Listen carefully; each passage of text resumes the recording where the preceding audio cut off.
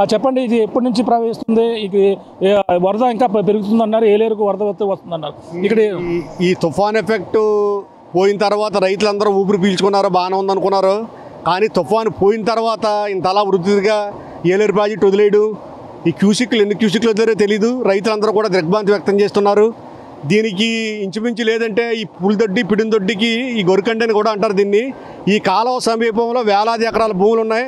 దీన్ని ఎఫెక్ట్ అలా బైపాస్ రోడ్డుకే కాకుండా చుట్టుపక్కల కింద చాలా వరకు భూములు అన్నిటికీ కూడా, కింద భూములు అన్నిటికీ కూడా ఆవకుండా ఈ నీరు ఒకసారి పడితే ఇంచుమించు 10-15 రోజులు పోని పరిస్థితి.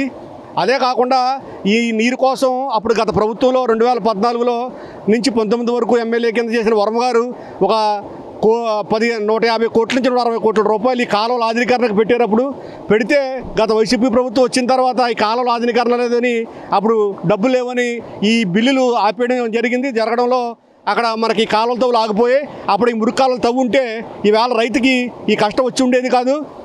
రైతు సంవత్సరం పండించుకుని, ఆరుగాలం పండించుకుని పంట కోసం ఎదురు చూసి 10 రోజుల్లో పంట వచ్చి టైం ఇది. ఈ టైంలో ఈ కాలువలో వచ్చి శుభ్రంగా రైతును ముంచడం కాదు, ఇలా రైతు ఏమన్నాడంటే, నేను ఈ కాళ్ళలో పడిపోయినా బాగుండి పంట పోయింది నాకని ఆవేదన వ్యక్తం చేస్తున్నాడు.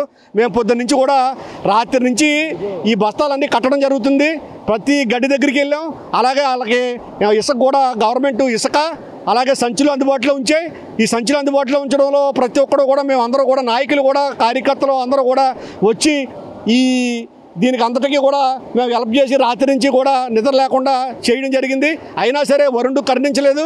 అలాగే పాపం ప్రాజెక్ట్ నుంచి నీరు ఇన్ఫ్లో ఎక్కువ రావడంతో అవుట్ఫ్లో ఎంతో కొంత వదిలేదు కాబట్టి వాళ్ళు కూడా ఏం చేస్తారు, లేకపోతే ప్రాజెక్టు పోద్ది, ఈ నీరు వదిలేయడం జరిగింది. ఇక్కడ గండి కొట్టకుండా ఇసుక బస్తాలు కూడా వేస్తారు, మరి అన్ని కూడా తెచ్చుకుని వచ్చేసింది. ఇసుక బస్తాలు ఇంచుమించు లేదంటే మేము 5 వరసల నుంచి 8 వరసలు కూడా వేసాం. అక్కడి నుంచి రైతు మీద నుంచి నీరు పోద్దామని భయం వేసేంత నీరు వచ్చింది తెల్లారుజాముని. ఈ ఉబ్బెత్తనం వచ్చేయడంతో కొంతమంది కొట్టుకుపోయి కాళ్ళలో వాళ్ళు మళ్ళీ తీసి బయటపడేయడం జరిగింది. రైతు నేను కొట్టుపోయిన పర్లే నన్ను వదిలేయండి అన్నాడు. అయినా సరే వద్దు, ఇది పంట మరి ప్రభుత్వం ఆదుకుంటుందని అందరూ చెప్పడం జరిగింది. రైతులు చాలా బాధలో దిగ్భ్రాంతిలో ఉన్నారు. తుఫాను తీరం దాటిపోయిన తర్వాత ఇది రావడం కల కింద కనపడుతుంది. ఈ ప్రభుత్వం రైతును ఆదుకోకపోతే చాలా కష్టం.